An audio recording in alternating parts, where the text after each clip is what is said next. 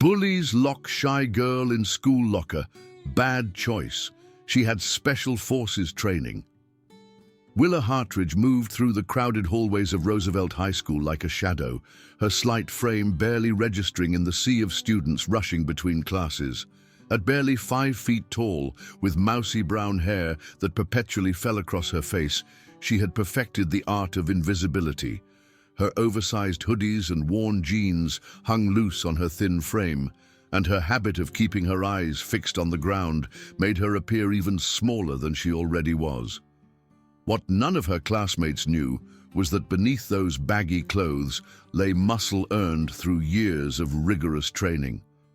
Willa's father, Colonel James Hartridge, had been deployed overseas for most of her childhood, but during his brief returns home, he had insisted on teaching his daughter skills that went far beyond typical parent-child activities.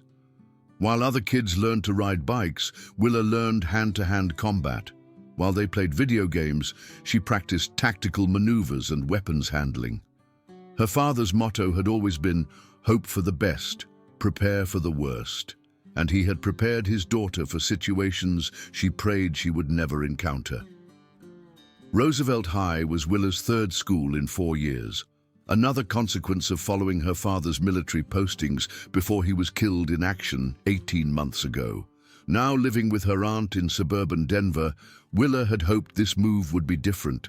She had promised herself she would keep her head down, graduate quietly, and honor her father's memory by staying out of trouble.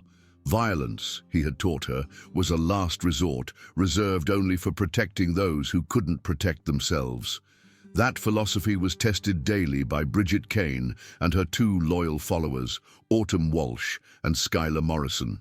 Bridget ruled Roosevelt High's social hierarchy with perfectly styled blonde hair, designer clothes, and a tongue sharp enough to cut glass. She stood nearly 6 feet tall in her expensive heels, towering over most students and using her height to intimidate anyone who dared cross her path. Autumn and Skylar flanked her like bodyguards, eager to laugh at her cruel jokes and participate in whatever torment she devised. Willa had first caught their attention during her second week at Roosevelt when she accidentally bumped into Bridget near the chemistry lab.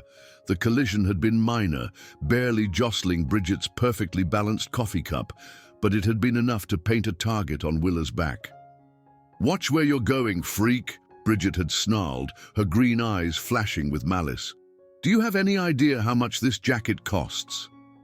Willa had mumbled an apology and tried to hurry away, but Bridget's voice had followed her down the hallway. "What a loser! Bet she shops at thrift stores." The laughter that erupted from Bridget's followers had burned in Willa's ears, but she had forced herself to keep walking. Starting over meant avoiding confrontation, no matter how much her father's training screamed at her to stand her ground. What followed were weeks of systematic harassment. Bridget and her crew would knock books from Willa's arms as she walked to class, forcing her to scramble on her hands and knees to collect scattered papers while other students stepped around her. They would accidentally spill drinks on her during lunch, soaking her clothes and forcing her to sit through afternoon classes in wet, sticky fabric. They called her names, just loud enough for nearby students to hear, but quiet enough to avoid teacher intervention. The worst incidents happened in the locations where adult supervision was minimal. The second-floor bathroom near the art wing became a place of dread for Willa after Bridget cornered her there one afternoon, dumping the contents of her backpack into the sink and turning on the water. Willa's homework and textbooks had been ruined, but when she reported the incident to Vice Principal Morrison, Bridget had produced 2 witnesses who swore they had seen Willa accidentally drop her bag into the sink herself. The gymnasium locker room provided another hunting ground. Bridget would wait until Willa was changing for PE, then accidentally slam her locker door on Willa's fingers or knock her clothes to the dirty floor. The basketball courts during lunch became a stage for public humiliation, with Bridget loudly commenting on Willa's appearance whenever she passed by. "Look at those clothes," Bridget would announce to her audience. "Does she even own a mirror?" Through it all, Willa remained silent. She endured the daily torment with gritted teeth, reminding herself of her father's lessons about choosing battles wisely. Every fiber of her being wanted to fight back, to show these bullies exactly what she was capable of. But she had made a promise to herself and to her father's memory. Violence would not be her first option. The breaking point came 3 months into the school year, triggered not by something done to Willa herself, but by the introduction of a new target. David Chen transferred to Roosevelt High in October, a quiet Asian-American student whose gentle nature and obvious intelligence immediately caught Bridget's attention. David was everything Bridget despised: humble, kind, and completely uninterested in the social games that defined high school hierarchies.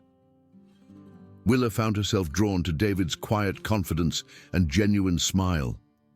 He was one of the few students who bothered to acknowledge her existence, offering small waves in the hallway and partnering with her during science labs when no one else would. For the first time since arriving at Roosevelt, Willa felt like she might actually make a friend. Bridget noticed the connection immediately and saw an opportunity to inflict maximum damage. She began targeting David with the same cruelty she had shown Willa, but with an added personal element that made Willa's blood boil. Bridget would make loud comments about David's ethnicity, mock his accent when he spoke up in class, and encourage other students to exclude him from group activities. The harassment escalated when Bridget discovered that David had asked Willa to be his partner for the upcoming science fair. The project gave them legitimate reasons to spend time together, studying in the library and working on their presentation about renewable energy sources. For Willa, those afternoons represented the first genuine happiness she had felt in months. Bridget destroyed that happiness with systematic precision. She spread rumors about Willa and David's relationship, made crude jokes about their partnership, and began orchestrating increasingly elaborate schemes to embarrass them both. She would trip David in the cafeteria, sending his lunch tray crashing to the floor while the entire room erupted in laughter. She would accidentally spill paint on Willa's science fair poster, forcing her to start over from scratch. The final straw came on a cold November afternoon when Willa discovered their carefully researched project had been sabotaged. Someone had broken into their shared locker and destroyed weeks of work, tearing pages and pouring soda over their carefully constructed model of a wind turbine. Willa found David standing over the wreckage with tears in his eyes, his shoulders shaking with quiet rage. 3 weeks of work, he whispered, holding up pieces of their destroyed project. Everything we worked for. Willa felt something dark and cold settle in her chest as she surveyed the damage. This wasn't just about her anymore. David didn't deserve this treatment, and her promise to avoid violence felt less important than protecting someone who had shown her kindness. That afternoon, as Willa walked toward her locker to collect her things, she heard familiar laughter echoing from the second-floor hallway. Bridget's voice carried clearly through the empty corridor, filled with malicious satisfaction. "Did you see his face when he found their little science project? I thought he was going to cry right there in the hallway." The best part was how carefully they had arranged everything, Autumn added. Like they actually thought their pathetic little wind turbine was going to win anything. Willa's hands clenched into fists as she approached her locker, trying to control the rage building in her chest. She turned the combination with deliberate precision, focusing on her breathing the way her father had taught her. Violence was a last resort. There had to be another way to handle this situation. She opened her locker door and began gathering her books, trying to ignore the continued laughter from down the hall. But then she heard David's name mentioned again, followed by a string of racial slurs that made her vision blur with anger. "Hey, mouse girl," Bridget's voice suddenly called out, using the nickname she had coined for Willa. "I hear you and your boyfriend are looking for a new science project." Willa closed her locker and turned to face the 3 girls approaching her. Bridget wore her usual expression of cruel amusement, while Autumn and Skylar flanked her with eager anticipation. "We didn't touch your stupid project," Bridget continued, her voice dripping with false innocence. "But I might have some ideas for your next one. Maybe something about genetics and why some people are just naturally better than others." The hallway was empty, except for the four of them, most students having already left for the day. Willa realized this was no accidental encounter. Bridget had planned this confrontation carefully, waiting until they would be alone. "I don't want any trouble," Willa said quietly, her voice steady, despite the adrenaline coursing through her veins. "Of course you don't," Bridget laughed. "You never want trouble. That's what makes you such perfect victim material." She stepped closer, using her height advantage to loom over Willa. "But here's the thing, Mouse Girl. I'm getting bored with the same old routine. I need something more dramatic." Before Willa could react, Bridget nodded to her followers. Autumn and Skylar moved with practiced coordination, grabbing Willa's arms and forcing her backward toward the bank of lockers that lined the hallway. Willa's combat training immediately kicked in, calculating angles and weak points, but she forced herself to remain passive. This was just intimidation, nothing more. "Open it," Bridget commanded, and Skylar quickly spun the combination on an empty locker. The metal door swung open, revealing the narrow space designed to hold books and coats. Willa's eyes widened as she realized their intention, and for the first time since the harassment began, genuine fear crept into her voice. "Don't," she said, struggling against their grip. "Please don't do this." "What's wrong, Mouse Girl?" Bridget taunted. "Afraid of small spaces? Don't worry, it'll only be for a few hours, maybe overnight if the janitor doesn't hear you screaming." They forced Willa toward the open locker, and she realized with crystal clarity that her promise to avoid violence had just become impossible to keep. These weren't just bullies anymore, they were predators, and they had escalated beyond anything she could passively endure.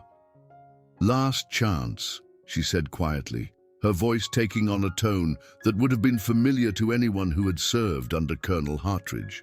"Let me go now, and we can pretend this never happened." Bridget laughed. "Or what? You'll tell a teacher? We'll just say we found you stuck in there yourself. Poor little Mouse Girl, so clumsy and accident-prone." They shoved Willa forward, and she made her decision. Her father's training took over with mechanical precision, muscle memory overriding conscious thought. She went limp for a split second, causing Autumn and Skylar to loosen their grip, then exploded into motion. Her right elbow drove backward into Autumn's solar plexus, dropping the girl to her knees with a strangled gasp. Simultaneously, Willa's left hand grabbed Skylar's wrist and twisted, using the girl's own momentum to send her crashing into the wall of lockers with a metallic clang that echoed through the empty hallway. Bridget barely had time to register what was happening before Willa spun to face her, balanced on the balls of her feet in a combat stance that spoke of years of professional training. "What the hell?" Bridget stammered, backing away from the small girl who had suddenly transformed into something dangerous and unfamiliar. "You want to know what I'm capable of?" Willa asked, her voice calm and controlled despite the adrenaline surging through her system. "My father was Special Forces. He spent 12 years in combat zones before he came home and taught me everything he knew about surviving in hostile environments." She advanced on Bridget with measured steps, and the taller girl continued backing away until she hit the wall at the end of the hallway. "I've been trained to disarm opponents twice my size, to fight in close quarters, and to neutralize threats using whatever tools are available," Willa continued. "I know 17 different ways to break bones with my bare hands, and I can drop someone your size unconscious in under 3 seconds. Bridget's eyes were wide with shock and growing fear. Behind Willa, Autumn was still gasping for breath, while Skylar clutched her wrist and whimpered. "But more importantly," Willa said, stopping just inches from Bridget's face, "my father taught me that strength isn't about hurting people weaker than you. It's about protecting people who can't protect themselves." She placed one hand flat against the wall next to Bridget's head, trapping the taller girl without touching her. David Chen never did anything to you except exist in your world. He's kind, intelligent, and everything you pretend to be, but aren't. And you've been tormenting him because you're too insecure to handle the fact that someone might see through your pathetic act. I wasn't... Bridget started, but Willa cut her off. Yes, you were. You've been systematically destroying his confidence, sabotaging his work, and trying to isolate him from anyone who might care about him. You've been doing the same thing to me for months, and I let it slide because I thought it wasn't worth fighting over. Willa's voice dropped to barely above a whisper. But you crossed a line today. You destroyed something David worked hard on, something that mattered to him. And then you tried to lock me in a locker like some kind of prison. She leaned closer, and Bridget pressed herself back against the wall as if trying to disappear. So here's what's going to happen, Willa continued. You're going to apologize to David for destroying our project. You're going to leave both of us alone from now on, and if I ever see you bullying anyone else in this school, we're going to have another conversation that won't be nearly as pleasant as this one. You can't threaten me, Bridget whispered, but her voice lacked any conviction. I'm not threatening you, Willa replied. I'm educating you. There's a difference between using your strength to hurt people and using it to stop people from getting hurt. My father died protecting people who couldn't protect themselves, and I'm not going to dishonor his memory by letting bullies like you make other people's lives miserable. She stepped back, giving Bridget room to breathe. You have a choice now. You can learn from this and become a better person, or you can keep being a bully until you pick on someone who doesn't share my restraint. Behind them, Autumn had managed to stand up, though she was still holding her stomach.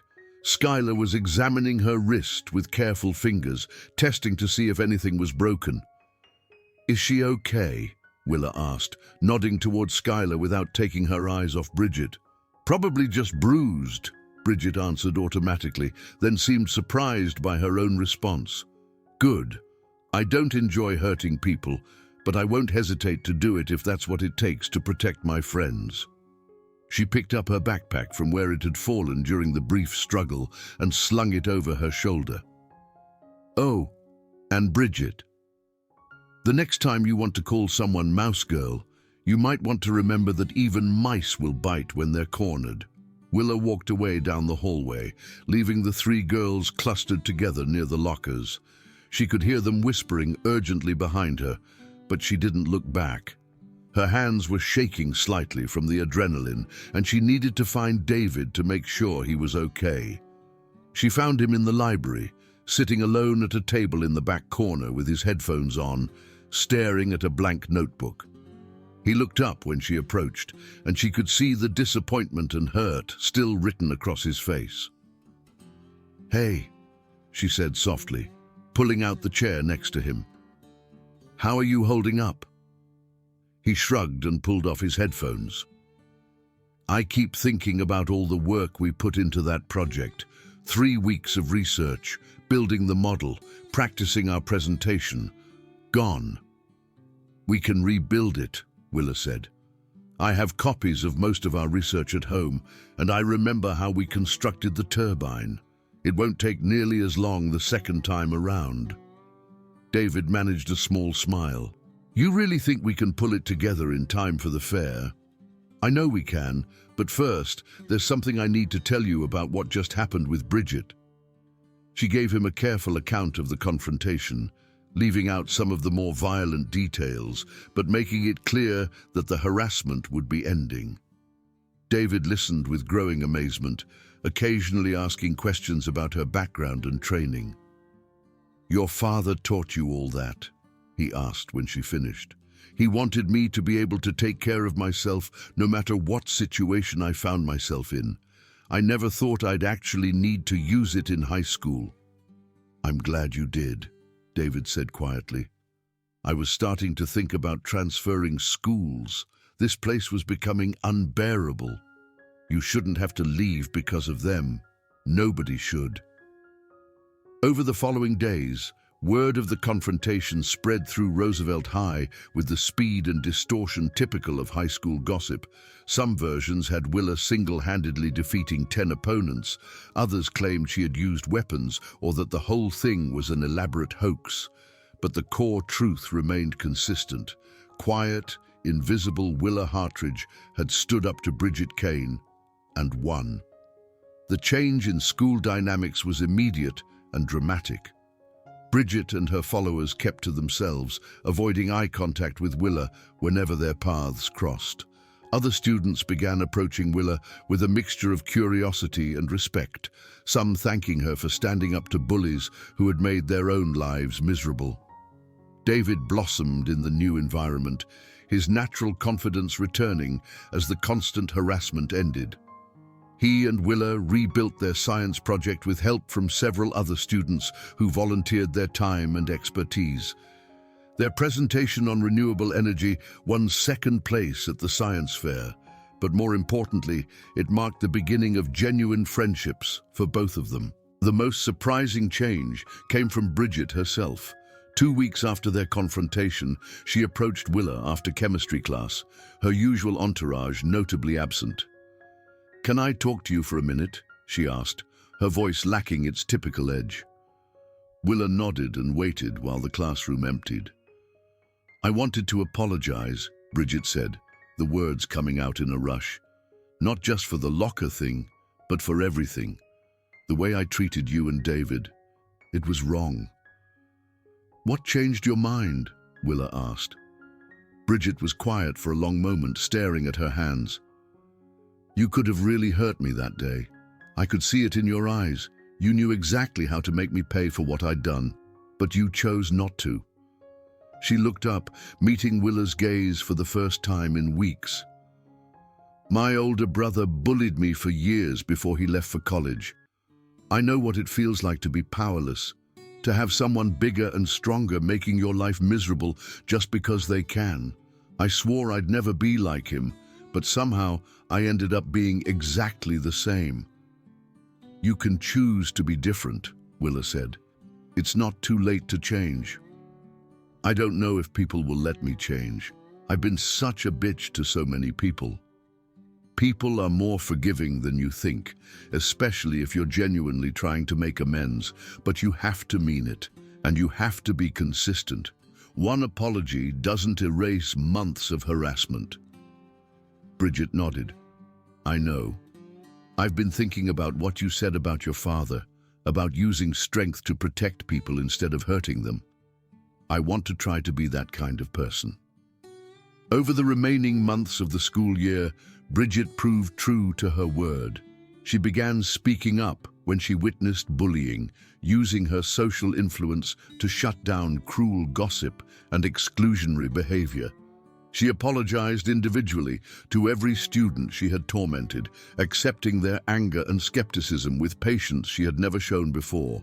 The transformation wasn't immediate or perfect. Old habits died hard, and Bridget occasionally slipped into her previous patterns of behavior. But each time, she caught herself more quickly and made genuine efforts to correct course. Willa watched this evolution with cautious optimism, remembering her father's lessons about second chances and the importance of redemption. She didn't forget the months of harassment, but she chose to focus on the possibility that people could genuinely change when given the right motivation and support. As spring semester drew to a close, Willa found herself reflecting on everything that had happened since her confrontation with Bridget. She had learned that her father's training extended far beyond physical techniques. It had taught her about choosing the right battles, showing restraint in victory, and understanding that true strength came from protecting others rather than dominating them. The shy, invisible girl who had arrived at Roosevelt High no longer existed. In her place stood someone who commanded respect, not through fear or intimidation, but through the quiet confidence that came from knowing exactly who she was and what she stood for. David had become not just a friend, but someone she cared about deeply. Their shared experience of overcoming adversity, creating a bond that went beyond typical high school relationships. Together, they had started a peer mediation program that helped other students resolve conflicts before they escalated into harassment or violence. On the last day of school, as Willa cleaned out her locker for the final time, she found a note that had been slipped through the vents. It was from a sophomore girl she barely knew, thanking her for creating an environment where students felt safe to be themselves without fear of retribution. "You probably don't remember me," the note read, "but Bridget and her friends used to make fun of my clothes every day. After what happened with you, they stopped. More importantly, other kids started standing up for me. You changed everything for a lot of us, and I wanted you to know that." Willa smiled as she folded the note carefully and placed it in her backpack. Her father had always told her that the measure of a person wasn't in their ability to fight, but in their willingness to stand up for those who couldn't stand up for themselves. As she walked out of Roosevelt High for the last time, Willa carried with her the knowledge that she had honored his memory in the best way possible, not through violence or revenge, but through the courage to do what was right when it mattered most. The quiet storm that had been building inside her had finally found its purpose, transforming not just her own life, but the lives of everyone around her. And in that transformation, she had discovered that true strength wasn't about the ability to destroy, but about the wisdom to know when to fight and when to show mercy. Some battles she had learned were worth fighting, but the greatest victories came not from defeating your enemies, but from helping them become better than they were before.